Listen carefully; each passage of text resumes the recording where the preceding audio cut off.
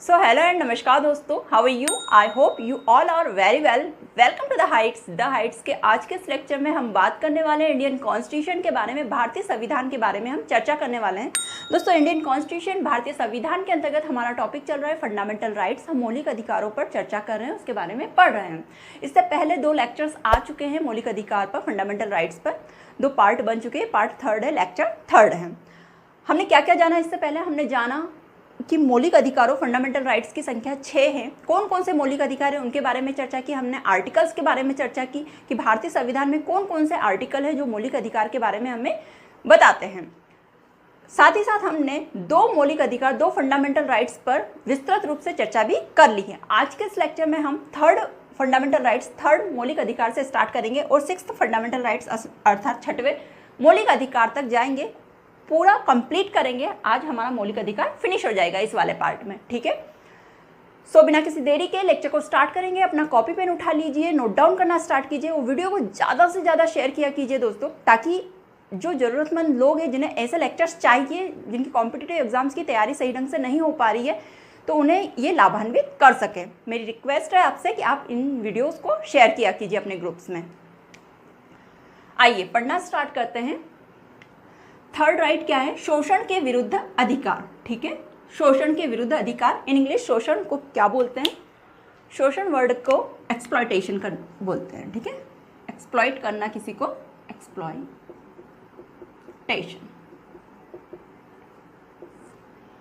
शोषण क्या होता है, इसे समझने की कोशिश करते हैं। तो दोस्तों, सपोज कोई व्यक्ति है जिसका नाम ए है और एक अन्य व्यक्ति है जिसका नाम बी है। अब ए के द्वारा बी पर किसी कार्य को करने के लिए दबाव बनाया जाता है या उसे बाध्य किया जाता है किसी कार्य को करने के लिए, जबकि वो नहीं चाहता है उस कार्य को करने के लिए, लेकिन अनवांटेड तरीके से उससे कार्य करवाया जाता है। तो ए के द्वारा बी का क्या हो रहा है? शोषण हो रहा है। ए बी को एक्सप्लॉइट कर रहा है, ठीक है। इसे कहते हैं शोषण करना, क्योंकि बी उस कार्य को करना नहीं चाहता, लेकिन ए क्या कर रहा है? दबाव बना रहा है, उसे बाध्य कर रहा है उस कार्य को करने के लिए। तो क्या हो रहा है? ए के द्वारा बी का शोषण हो रहा है। बी क्या हो गया? यहाँ पर शोषित हो गया। आई होप समझ में आ गया होगा शोषण किसे कहा जाता है, एक्सप्लॉइट किसे कहा जाता है, एक्सप्लॉइटेशन, ठीक है। तो शोषण के विरुद्ध अधिकार हमारे संविधान में जो मौलिक अधिकार है 3rd नंबर का, वह इस अधिकार के विरुद्ध बातें करता है कि किसी भी व्यक्ति का शोषण नहीं किया जाना चाहिए। इसके विरुद्ध उसने कुछ अधिकार दिए हैं मानव व्यक्तियों को, नागरिकों को। क्या है? अनुच्छेद 23 और अनुच्छेद 24 इसके अंतर्गत आते हैं। 2 आर्टिकल्स आते हैं, दोनों के बारे में पढ़ते हैं। क्या बताते हैं? अनुच्छेद 23 बताता है मानव के दुर्व्यापार व बलात् श्रम का प्रतिषेध होगा। क्या कहा है? मानव के दुर्व्यापार, दुर्व्यापार से यहाँ तात्पर्य है कि किसी भी नागरिक का हम व्यापार नहीं कर सकते, उसे बेच नहीं सकते हैं। प्राचीन समय में क्या होता था दोस्तों, आपने हिस्ट्री में पढ़ाई होगा, दास प्रथा चलती थी, जिसमें क्या होता था? लोगों के ट्रैफिकिंग, ह्यूमन ट्रैफिकिंग होती थी, जिसमें लोगों को बेचा जाता था। दासों को झुंड के झुंड बेचा जाता था कि ये आपके घर में कार्य करेंगे, ये इतने दास आप खरीद लीजिए। तो वहाँ क्या होता था? मानव की तस्करी होती थी, उनका क्या होता था? ट्रैफिकिंग होती थी उनकी, ठीक है, ह्यूमन ट्रैफिकिंग जिसे कहा जाता। तो इस तरीके की ट्रैफिकिंग नहीं की जा सकती। ये क्या है? अवैध है। हमारे मौलिक अधिकार में लिखा गया है कि मानव का दुर्व्यापार नहीं किया जा सकता। उसके लिए क्या है? प्रतिषेध किया है, प्रोहिबिट किया गया है। बलात् श्रम, बलात् श्रम से क्या तात्पर्य? जबरदस्ती किसी कार्य को करवाने के लिए बाध्य करना, ठीक है, बलात् श्रम। तो यहाँ पे अनुच्छेद 23 हमें बता रहा है कि मानव के दुर्व्यापार व बलात् श्रम को प्रतिषेध किया गया है। किसी भी व्यक्ति का व्यापार नहीं किया जा सकता, न ही उससे बाध्य करके कोई कार्य करवाया जा सकता है। ये बात यहाँ पर कह रहे हैं। लेकिन एक अपवाद है यहाँ पे कि राज्य, जब आपात की स्थिति आ जाए तो राज्य के द्वारा कोई सेवा अगर लेनी हो लोगों से, नागरिकों से, तो राज्य ले सकता है। कब? जब आपात की स्थिति आ जाए तो। आई होप ये चीज़ें समझ में आ गया होगा। आर्टिकल 23 क्या कहना चाह रहा है? आप लिखेंगे मानव के दुर्व्यापार और बलात् श्रम का प्रतिषेध करता है। अनुच्छेद 24 बालकों के नियोजन का प्रतिषेध करता है। बालकों के नियोजन, इसमें सीधे सीधे कहा गया है कि 6 वर्ष से 14 वर्ष के जो बालक होते हैं, जो बच्चे होते हैं, उन्हें किसी भी कारखाने या खानों या फिर किसी भी ऐसे जगह पर जहां पर हानिकारक हो सकती है वो जगह उन लोगों के लिए, वहां पर कार्य वे नहीं कर सकते। इसका प्रतिषेध किया है, इसे प्रोहिबिट किया है अनुच्छेद 24 में। कौन सी एज के बच्चे? 6 से 14 ईयर के। कहाँ पर, कारखानों में, खानों में, या फिर ऐसी जगहों पर जहाँ पर वे जगह है या वो कार्य उन बच्चों के लिए हानिकारक हो सकता है, वहाँ पर बालकों के नियोजन को क्या किया है, प्रतिषेध किया गया है। कौन बोल रहा है, आर्टिकल 24 में ये चीज़ बोली गई है। आई होप चीज़ें क्लियर हो गई होगी। मोस्ट इंपॉर्टेंट है थर्ड राइट क्या है, शोषण के विरुद्ध अधिकार, जिसमें अनुच्छेद 23 अनुच्छेद 24 आता है, जिसे हमने अभी डिस्कस किया।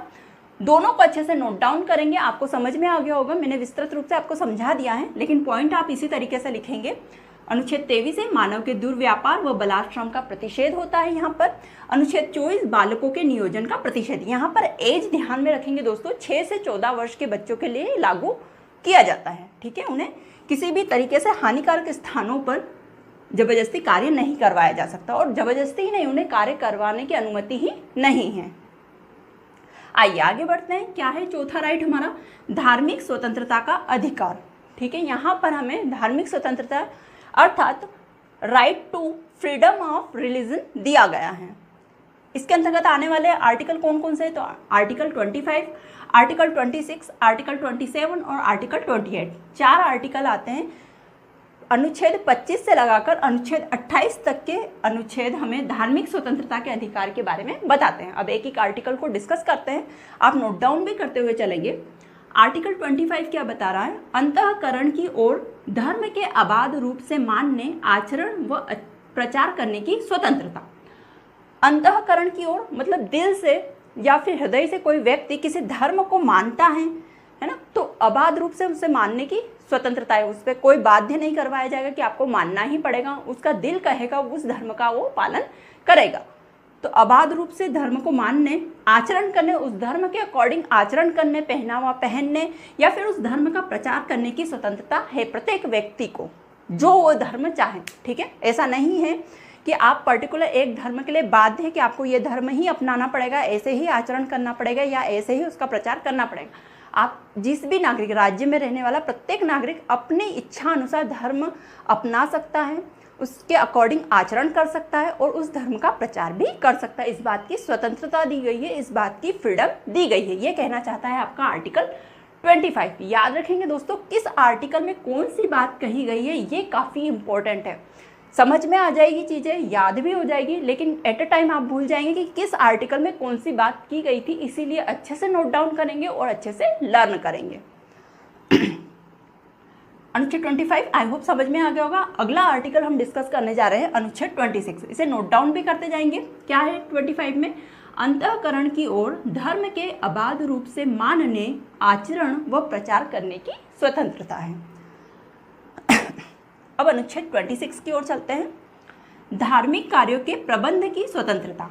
क्या कह रहा है, धार्मिक कार्यों के प्रबंध की स्वतंत्रता अर्थात राज्य के जो नागरिक हैं वे किसी भी धार्मिक कार्य को करने की या उसके बारे में प्रबंध करने की कोई भी आयोजन कर सकते हैं या स्थापना कर सकते हैं, है ना, या फिर पोषण कर सकते हैं, जैसे कि भंडारे वगैरह होते हैं। इन सब चीज़ों की क्या है, स्वतंत्रता है नागरिकों को करने की। ठीक है, किसी भी संगठन बना सकते हैं वे लोग, ये सारी चीज़ें कर सकते हैं। धार्मिक कार्यों के प्रबंध की यहाँ पे क्या दी गई है, फ्रीडम दी गई है प्रत्येक नागरिकों को कि धर्म के संबंधित, जिस भी धर्म को मानते हैं उससे संबंधित वो प्रबंध कर सकते हैं। अनुच्छेद 27 क्या कहता है, धार्मिक व्यय के लिए निश्चित कर अदायगी से छूट। धार्मिक व्यय के लिए निश्चित कर अदायगी से छूट। यहाँ ये बात कही गई है दोस्तों कि राज्य के द्वारा ऐसा कोई भी टैक्स, राज्य के द्वारा राज्य के नागरिकों से ऐसा कोई भी टैक्स नहीं लिया जाएगा, ऐसा कोई भी कर नहीं लिया जाएगा जिससे पर्टिकुलर किसी एक धार्मिक संप्रदाय को पोषित किया जाए या उसकी उन्नति करवाई जाए। ऐसा कोई भी टैक्स नहीं लिया जाएगा, किसके द्वारा, राज्य के द्वारा। ऐसा नहीं होगा हमारे देश में कि राज्य के द्वारा नागरिकों से ऐसा टैक्स लिया जाए,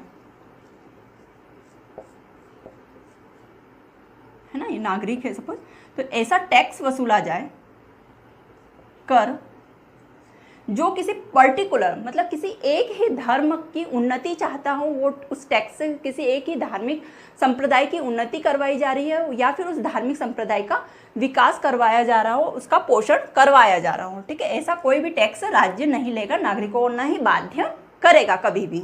ये बात कही गई है आपके 27 में। धार्मिक व्यय के लिए निश्चित कर अदायगी से छूट है, किसी भी नागरिक को बाध्य नहीं करेगा राज्य इस तरह के टैक्स के लिए।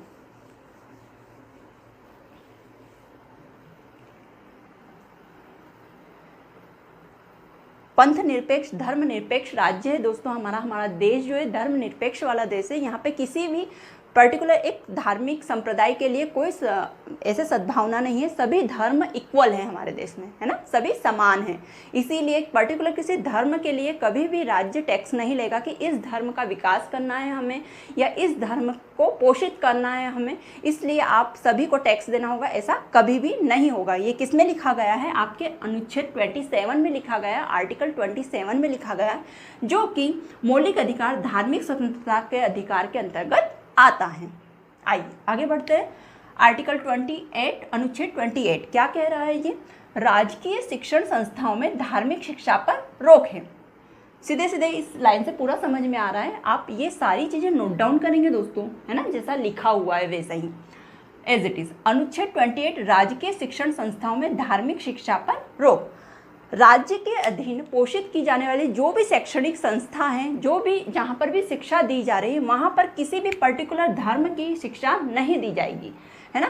किसी भी, जैसे कि हमारे गवर्नमेंट स्कूल्स हुए, गवर्नमेंट कॉलेज वगैरह हुए, जो भी राज्य के अधीन जो शिक्षण संस्थान पोषित हो रहे हैं या चल रहे हैं शिक्षण संस्थान, वहाँ पर किसी एक धर्म को लेकर या किसी भी धर्म संबंधी पाठ या अनुष्ठान वगैरह या हवन वगैरह ऐसा कुछ भी नहीं करवाया जाएगा। ठीक है, ये कह रहा है आपका अनुच्छेद 28। ना ही वो किसी प्रकार की धार्मिक शिक्षा वहाँ पर दी जाएगी किसी भी गवर्नमेंट बॉडी में। ठीक है, और गवर्नमेंट बॉडी जहाँ पर शिक्षण संस्थान हो वो वहाँ पर, तो राजकीय शिक्षण संस्थाओं में धार्मिक शिक्षा पर रोक है। यहाँ पे कौन से आर्टिकल में? आर्टिकल 28 में ऐसा कहा गया है। आइए अब पढ़ते हैं हमारा 5वां राइट क्या बताता है। संस्कृति एवं शिक्षा संबंधी अधिकार के बारे में बताता है। कल्चरल एंड एजुकेशनल राइट्स के बारे में हमें बताता है ये हमारा 5वां राइट। क्या कहता है इसके अंतर्गत? कौन कौन से आर्टिकल आते हैं उन्हें देख लेते हैं। तो इसके अंतर्गत 2 आर्टिकल आते हैं, आर्टिकल 29 और आर्टिकल 30। अनुच्छेद 29 और अनुच्छेद 30 हमें संस्कृति एवं शिक्षा संबंधी अधिकार के बारे में बताते हैं। कल्चरल एंड एजुकेशनल राइट्स के बारे में बताते हैं। आइए देख लेते हैं। अनुच्छेद 29 को सबसे पहले डिस्कस करेंगे। यहाँ पे क्या कह रहा है? अल्पसंख्यक वर्गों के हितों का संरक्षण। यहाँ पर स्पष्ट रूप से कहा गया है कि जो हमारे देश के अल्पसंख्यक वर्ग हैं, मतलब जिनकी जनसंख्या कम है, ठीक है, अल्पसंख्यक वर्ग जो है उनके हितों के संरक्षण के बारे में बात कही गई है। क्या हितों के संरक्षण के बारे में बात की? क्या कंडीशन है? तो इसमें कंडीशन ये है दोस्तों कि अल्पसंख्यक वर्ग जो भी है वो उनकी भाषा, लिपि और उनकी संस्कृति को वो संरक्षित कर सकते हैं अपने हिसाब से। ठीक है, यदि उनको अपनी भाषा, उनकी जो पर्टिकुलर भाषा है उससे, अपनी उनकी लिपि जो है उससे, साथ ही साथ अपनी संस्कृति को संरक्षित रखने का अधिकार उन लोगों के पास है। किनके पास? अल्पसंख्यक वर्गों के पास। साथ ही साथ अल्पसंख्यक वर्ग के जो नागरिक हैं उनकी भाषा, लिपि या संस्कृति के आधार पर उन्हें किसी शिक्षण संस्थान में यदि प्रवेश है तो नहीं रोका जा सकता है। ठीक है, उन्हें प्रवेश मतलब इस आधार पे कि उनकी भाषा अलग है, उनकी लिपि अलग है या उनकी संस्कृति अलग है अल्पसंख्यक वर्गों की, तो उन्हें किसी शिक्षण संस्थान जो कि राज्य के द्वारा चल रहा है, राज्य के अधीन कार्य कर रहा है, उस शिक्षण संस्थान में प्रवेश हेतु निषिद्ध नहीं किया जा सकता, उन्हें रोका नहीं जा सकता है। ये बात कहता है आपको आर्टिकल 29 अल्पसंख्यक वर्गों के बारे में। क्या क्या चीज़ें देखी? 2 चीज़ें देखी कि एक तो अल्पसंख्यक वर्ग अपनी भाषा, लिपि एवं संस्कृति को संरक्षित करने का अधिकार, संरक्षित करने का अधिकार है इन्हें। और दूसरा अधिकार क्या है? अल्पसंख्यक वर्गों के भाषा, लिपि एवं संस्कृति के आधार पर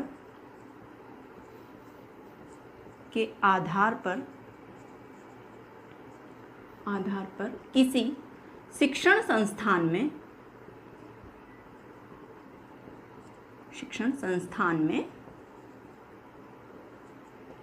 में प्रवेश वर्जित नहीं किया जा सकता है। वर्जित नहीं किया जा सकता है, ऐसा नहीं कहा जा सकता है कि आपकी भाषा अलग है, आपकी लिपि अलग है, आपकी संस्कृति अलग है, आपके पहनने वो ओढ़ने का जो तरीका है वो बिल्कुल डिफरेंट है, तो आप हमारे शिक्षण संस्थान में प्रवेश नहीं कर सकते, ये चीज़ें नहीं कही जा सकती है। ये क्या बताता है? अल्पसंख्यक वर्गों के हितों के संरक्षण के बारे में बातें कही गई है। किसमें? आर्टिकल 29 में कही गई है। ये सारी बातें आप याद रखेंगे। नेक्स्ट आर्टिकल पढ़ते हैं जो कि अनुच्छेद 30 क्या कह रहा है? शिक्षा संस्थाओं की स्थापना और प्रशासन करने का अल्पसंख्यक वर्गों को अधिकार है। शिक्षा संस्थाओं की स्थापना और प्रशासन करने का अल्पसंख्यक वर्गों को अधिकार है। यहाँ स्पष्ट रूप से कहा गया है कि अल्पसंख्यक वर्ग अपना शिक्षा संस्थान स्वयं स्थापित कर सकते हैं। उन्हें ऐसा नहीं है कि आप अल्पसंख्यक वर्गों के अंतर्गत आते हैं, माइनॉरिटीज़ में आते हैं, तो आप शिक्षण संस्था ओपन नहीं कर सकते, नहीं चला सकते, ऐसा नहीं है। वो शिक्षण संस्थानों की स्थापना कर सकते हैं, उनका प्रशासन भी कर सकते हैं और राज्य इसके लिए उन्हें हेल्प भी करेगा। ठीक है, अनुदान देकर हेल्प भी कर सकता है राज्य। ये सब लिखा गया है आपके आर्टिकल 30 में, अनुच्छेद 30 में। आई होप चीज़ें क्लियर हो गई होगी। ये दो आर्टिकल हैं आपके संस्कृति एवं शिक्षा संबंधी अधिकार के अंतर्गत, अनुच्छेद 29 और अनुच्छेद 30। दोनों को लिखेंगे एज इट इज। क्या है 29? अल्पसंख्यक वर्गों के हितों का संरक्षण, और अनुच्छेद 30 में शिक्षा संस्थाओं की स्थापना और प्रशासन करने का अल्पसंख्यक वर्गों को अधिकार है। आइए आगे बढ़ते हैं। लास्ट हमारा मौलिक अधिकार है संवैधानिक उपचारों का अधिकार, जिसके अंतर्गत एक ही आर्टिकल आता है जो कि है अनुच्छेद 32। इसके बारे में हम चर्चा करने वाले हैं। मोस्ट इंपॉर्टेंट है, यहाँ से क्वेश्चन बनते हैं, मोस्टली क्वेश्चन आते हैं, यहाँ से पूछे जाते हैं, इंटरेस्टिंग भी है काफ़ी। क्या कहता है अनुच्छेद 32? पहले तो अधिकार को पढ़ लेते हैं कि अधिकार का क्या नाम है। तो संवैधानिक उपचारों का अधिकार, राइट्स ऑफ कॉन्स्टिट्यूशनल रेमेडीज के बारे में ये बात करता है। संवैधानिक उपचार अर्थात कॉन्स्टिट्यूशनल रेमेडीज।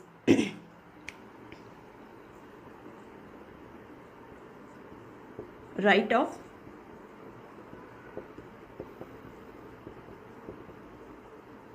Constitutional remedies.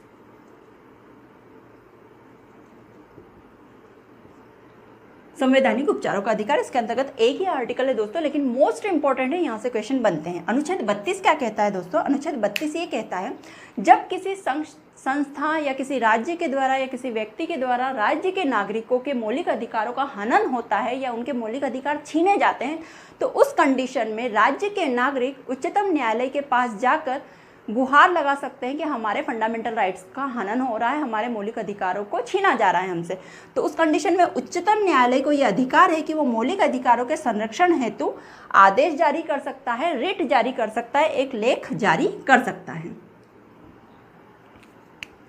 ये अधिकार है किसके पास? उच्चतम न्यायालय के पास में, सर्वोच्च न्यायालय के पास में, सुप्रीम कोर्ट के पास में। क्या अधिकार है? वो मौलिक अधिकारों के संरक्षण हेतु आदेश या लेख जारी कर सकता है इस कंडीशन में। यहाँ पे एक अपवाद क्या हो जाएगा दोस्तों कि जब राज्य में आपात लगा हो, आपात की स्थिति बनी हुई हो, तो उस समय पर मौलिक अधिकार क्या स्थगित कर दिए जाते हैं। ये नियम है, ठीक है। क्या कर दिए जाते हैं? अल्पीकरण किया जा सकता है मौलिक अधिकारों को, मौलिक अधिकारों का स्थगन किया जा सकता है केवल एक मौलिक अधिकार को छोड़कर। कौन सा मौलिक अधिकार? जीवन जीने तथा अपने प्राण की स्वतंत्रता के लिए, ठीक है। कौन सा अधिकार छोड़ा जा सकता है? प्राण एवं दैहिक स्वतंत्रता का जो अधिकार है, उसके अतिरिक्त सारे मौलिक अधिकार, सारे फंडामेंटल राइट्स स्थगित किए जा सकते हैं आपात की, राष्ट्रीय आपात यदि देश में लगा हुआ हो तो यहाँ पे ये अपवाद हो जाएगा। उस टाइम पे आप उच्चतम न्यायालय के पास नहीं जा सकते हैं कि आप रिट जारी कीजिए, हमारे मौलिक अधिकार का हनन हो रहा है, ये चीज़ नहीं कर सकते, क्योंकि उस टाइम क्या है, कंडीशन क्या है, राष्ट्रीय आपात लगा हुआ है। इसलिए केवल एक ही मौलिक अधिकार का हनन नहीं हो सकता, वो है प्राण एवं दैहिक स्वतंत्रता का अधिकार। आइए इसको डिस्कस कर लेते हैं, समझ में आ गया होगा। आर्टिकल 32 क्या कहता है कि किसी संस्था के द्वारा या राज्य के द्वारा या किसी व्यक्ति के द्वारा किसी पर्टिकुलर व्यक्ति के मौलिक अधिकारों का हनन होता है तो वह व्यक्ति उच्चतम न्यायालय के पास जा सकता है और अपनी शिकायत दर्ज करवा सकता है कि मेरे मौलिक अधिकारों का हनन हो रहा है। इस कंडीशन में उच्चतम न्यायालय के पास ये अधिकार है कि वो मौलिक अधिकारों के संरक्षण हेतु आदेश या रिट जारी कर सकता है। कौन कौन सी रिट जारी कर सकता है, ये मोस्ट इंपॉर्टेंट पॉइंट है दोस्तों। तो 5 तरह की रिट है, 5 तरह के लेख है, 5 तरह के आदेश हैं जो उच्चतम न्यायालय जारी कर सकता है। कौन कौन से हैं, मोस्ट इंपॉर्टेंट है, नोट डाउन करेंगे। बंदी प्रत्यक्षीकरण, दूसरा है परमादेश, तीसरा है प्रतिषेध लेख, चौथा है उत्प्रेषण और 5वां और अंतिम है अधिकार प्रच्छा लेख। कौन कौन से हैं? बंदी प्रत्यक्षीकरण, परमादेश, नोट डाउन करेंगे दोस्तों सभी। प्रतिषेध लेख, चौथा है उत्प्रेषण और पांचवा है अधिकार प्रच्छा लेख। अब एक एक को समझने की कोशिश करते हैं कि कौन से रिट में क्या चीज कही गई है उच्चतम न्यायालय के द्वारा। बंदी प्रत्यक्षीकरण, बंदी प्रत्यक्षीकरण के अंतर्गत क्या है दोस्तों, ये वही चीज है कि जब किसी राज्य के नागरिक को गिरफ्तार किया जाता है, जब किसी व्यक्ति को गिरफ्तार किया जाता है तो उसे 24 घंटों के अंदर अंदर दंडाधिकारी के सामने प्रस्तुत किया जाना चाहिए। ये अधिकार है उस व्यक्ति का, जो गिरफ्तार हुआ है उस व्यक्ति का अधिकार है। तो बंदी प्रत्यक्षीकरण है ना, ये रिट, ये लेख जारी कर सकता है कौन, उच्चतम न्यायालय जारी कर सकता है। यदि उसे प्रत्यक्ष या फिर उसे नहीं लाया गया है दंडाधिकारी के सामने तो वह व्यक्ति उच्चतम न्यायालय में अपनी शिकायत दर्ज करवा सकता है। उच्चतम न्यायालय ये बंदी प्रत्यक्षीकरण की रिट जारी कर सकता है, कह सकता है कि आपको बंदी को लेकर आना पड़ेगा दंडाधिकारी के सामने, और यदि नहीं लाए तो क्यों नहीं लाए इसका कारण भी पूछ सकता है इस रिट के अंतर्गत। रिट का नाम याद रखेंगे, बंदी प्रत्यक्षीकरण। 24 आवर्स की अवधि होती है दोस्तों, उन्हें दंडाधिकारी के सामने पेश करना ही पड़ता है उस व्यक्ति को जिसे उन्होंने गिरफ्तार किया है। दूसरा है परमादेश। परमादेश, इसका सीधा सीधा अर्थ है आज्ञा देना। किसे दिया जाता है, ये उच्चतम न्यायालय द्वारा अधीनस्थ न्यायालय को आदेश दिया जाता है इसमें परमादेश में, किसी भी कार्य को करने के लिए। तीसरा है प्रतिषेध लेख। प्रतिषेध लेख में क्या है दोस्तों, इसके अंतर्गत उच्चतम न्यायालय अपने अधीनस्थ न्यायालय को लेख देता है, रिट जारी करता है उनके प्रति। क्या रिट जारी करता है कि वो अपने अधिकार क्षेत्र के ही कार्य करें, उससे बाहर के यदि कार्य करते हैं तो वो रिट जारी कर देता है प्रतिषेध करने के लिए, है ना। बाहर के कार्य आप नहीं कर सकते, आपके अधिकार क्षेत्र के ही कार्य कर सकते, उससे बाहर के कार्य करने के लिए प्रतिषेध करता है कौन, उच्चतम न्यायालय। अधीनस्थ न्यायालय जैसे उच्च न्यायालय हो गया, जिला न्यायालय हो गया, इनके कुछ क्षेत्र संरक्षित है कि आप इन्हीं क्षेत्रों के जो केसेस है उन्हें सॉल्व कर सकते हैं या उन पर निर्णय सुना सकते हैं। उससे बाहर वे जाते हैं तो उसके लिए प्रतिषेध करता है सर्वोच्च न्यायालय। क्या हो गया, ये प्रतिषेध लेख में लिखा गया है ऐसा। उत्प्रेषण, उत्प्रेषण में क्या बात की गई, उत्प्रेषण में बात की गई है सर्वोच्च न्यायालय क्या कहता है अपने अधीनस्थ न्यायालय को कि जो कार्य निलंबित है, जो केसेस निलंबित है उन्हें हमें दे दिया जाए न्याय निर्णयन के लिए, जिनमें लेट लतीफ हो रहा है या फिर ज़्यादा बर्डन आ रहा है तो आप उन केसेस को उच्चतम न्यायालय में आगे बढ़ा सकते हैं। तो उत्प्रेषण ये बात कहता है।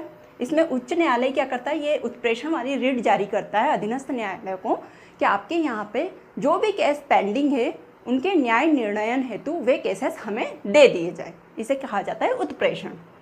अधिकार प्रच्छा लेख। अधिकार प्रच्छा लेख में क्या होता है दोस्तों, यदि कोई व्यक्ति अनवांटेड तरीके से, गैर कानूनी तरीके से किसी पदभार को संभाल रहा है, गवर्नमेंट या सरकारी पदभार को संभाल रहा है, तो उच्चतम न्यायालय अधिकार प्रच्छा लेख ये रिट जारी करके उस व्यक्ति से पूछ सकती है कि आप किस अधिकार पर या किस अधिकार से किस अधिकार से आप ये पद संभाल रहे हैं या फिर ये सारी चीज़ें जारी रख रहे हैं, आपके पास क्या अधिकार है।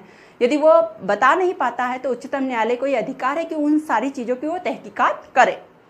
अधिकार प्रच्छा लेख में ये चीज़ आती है ना। बहुत सारे व्यक्ति क्या होता है, गैर कानूनी तरीके से या फिर उनका चयन नहीं होता है फिर भी गलत तरीके से पदों को धारण कर लेते हैं और वहाँ पर अधिकार करने लगते हैं, अपनी जो कार्य है उस पद को लेकर वो करने लगते हैं। तो उच्चतम न्यायालय ये पूछ सकती है ये वाली रीट के तहत कि आप किस अधिकार से ये कार्य कर रहे हैं, आपको ये पद कैसे, आपकी इस पद पर नियुक्ति हुई, इस बारे में वो पूछ सकते हैं। साथ ही साथ तहकीकात भी कर सकते हैं कि ये सही है या गलत है। तो ये रीट थी 5 प्रकार की, एग्जाम में पूछी जाती है, एमसीक्यूज में भी आती है। इनमें से एक रीट बदल दी जाती है और बता दिया जाता है कि इनमें से कौन सी रीट संवैधानिक उपचारों के अधिकार के अंतर्गत नहीं आती हैं, तो आपको उसे पहचानना होता है। इसीलिए 5 रीटों के नाम याद रखेंगे। पहली है बंदी प्रत्यक्षीकरण, दूसरा है परमादेश, तीसरा है प्रतिषेध लेख, चौथा है उत्प्रेषण और 5वां है अधिकार प्रच्छा लेख। तो दोस्तों ये थे आपके शेष बचे हुए मौलिक अधिकार। आई होप आपको चीज़ें समझ में आ गई होगी। एक एक आर्टिकल को मैंने विस्तृत रूप से आपको समझा दिया है कि किस में कौन सी बात कही गई है। तो गलत चीज़ें पढ़ने की जगह सही चीज़ें पढ़ें, विस्तृत से पढ़ें, चीज़ों को समझें और याद करें ताकि चीज़ें लंबे समय तक याद रहें। आई होप आपको लेक्चर समझ में आया होगा। लेक्चर अच्छा लगा हो तो लेक्चर को लाइक कीजिए, चैनल को सब्सक्राइब कीजिए। मिलते हैं नेक्स्ट लेक्चर में, तब तक के लिए thank you so much and bye bye.